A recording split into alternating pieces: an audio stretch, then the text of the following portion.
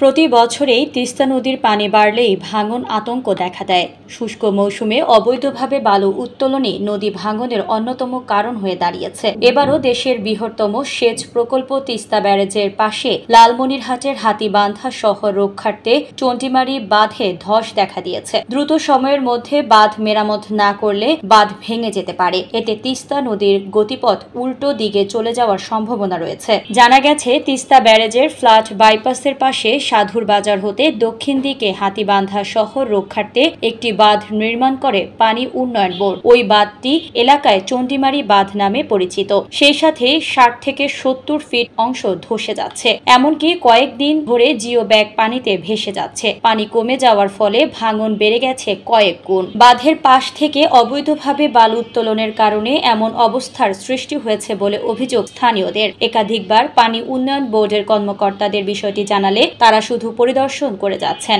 এখনো জরুরি কাজ শুরু না হওয়ার কারণে তারা আতঙ্কিত হয়ে পড়েছেন। এ বাঁধ ভেঙে গেলে তিস্তা নদীর গতিপথ পরিবর্তন হয়ে উল্টো দিকে যাবে। এতে হাতীবান্ধা শহরে তিস্তা নদীর পানি প্রবেশ করার সম্ভাবনাও রয়েছে। তাই দ্রুত ব্যবস্থা নেয়ার দাবি স্থানীয়দের।